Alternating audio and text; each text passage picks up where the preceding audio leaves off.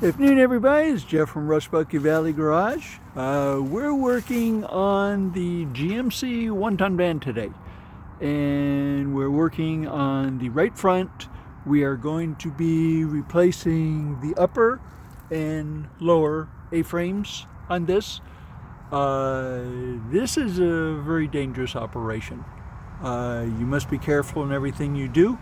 The reason is because there is a big spring right here.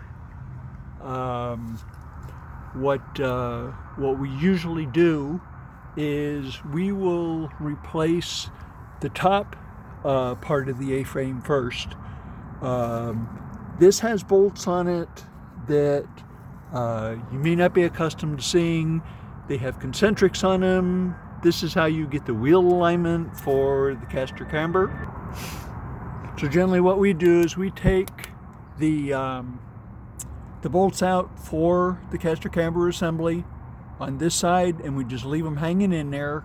They are halfway in, and same on the inside.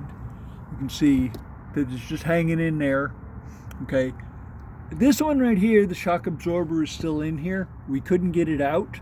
So we unbolted everything, and as soon as we get this here assembly off, we'll be able to take and get that out, and we'll have a lot of room to work. You support the bottom assembly with a jack right under the cup where the spring is. Okay, and tomorrow when we take and do the lower A-frame, I will show you why that is very important. If you do not support that and you take and cut these ball joints loose, this spring will become airborne. If you are in the way, you're going to be hurt very badly. Okay, so I can show you how to take and do it a safe way. You will be completely out of the way. It will be a very relaxed unspooling of the spring instead of wild. So what we will do is we will take the castle nut completely off of the top, and on the bottom we put lubricant on there, and we've just cracked it loose. We've taken the Carter pins out of both of them. The sway bar link has been removed. This one was destroyed. Must have been a pretty nice ride, but we have all new bushings in. You can see the blue in here. These are new bushings on both sides, so we have those in already. Bushings on the other side have already been done. We have the tie rod end off, so we can take this whole assembly and move it back and forth. The reason we do the top first is to support this whole assembly. This whole assembly here is very heavy, okay, on the 1-tons. We have the brakes hung on the side with a bracket, so we don't have to take and deal with them, but still this assembly here is very heavy, and if you get your fingers smushed in there, it's gonna hurt. So what we're going to do is right in this this opening right here, we're going to put a pry bar on there, and we are going to tap on the side of the knuckle there, moving the speed sensor out of the way. Okay, don't want to take and smash that. That's an expensive little puppy. That one's about 80 bucks. Okay, so you don't want to take and smash that. Keep that out of the way. Okay, so we're going to take those bolts out, this bolt here, and we're going to knock this one loose, and I'll show you what it looks like with this part removed.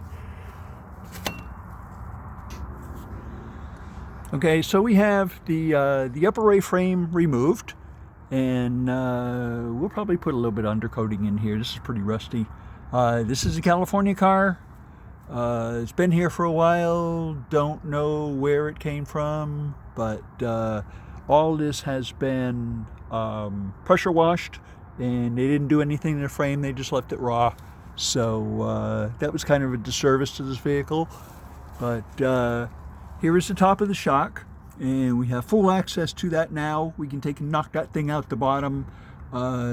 This washer and the grommet that is associated with it is really stuck in there. So we can't really torch it or anything. There is 2 wiring looms and 2 hoses for the air conditioning that are made of aluminum. So we don't want any heat in that area. Plus we have the wire for the speed sensor there. So we'll just go ahead and tap that with a hammer just a little bit, get that puppy loose, drop right out the bottom, be ready to go together with the new A-frame upper. Okay, so if you tune in tomorrow, you will see us putting the A-frame lower in. So we'll put the A-frame upper in and put all the bolts and everything back in it. We are going to take and leave all the concentric bolts, just like this, in a neutral position. And so we're going to have to take and send it to the frame shop for wheel alignment, and then they should be good. We didn't take and do anything with the toe. Okay, so the caster camber is going to have to be set. Caster camber is how the flat of your tire contacts the road, whether it contacts the inside or the outside of the middle. Okay, it should be a happy medium. There's manufacturer specs on all of those. I know for a fact that on Honda, it's half a degree plus or minus 0. So yeah, they have pretty much a straight on wheel in their front. This one right here might be a little bit different because a little bit heavier vehicle. All the specifications are available on the internet.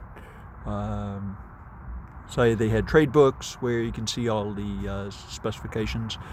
Okay, please join us tomorrow for part 2, and you will see us wrestle with this spring right here, and we'll see who wins. I think it's a toss-up right now. Don't know who, but tune in and find out. Please subscribe, press like, hit notify, and you will be the first one to know when we're doing something different. I hope to see you tomorrow morning.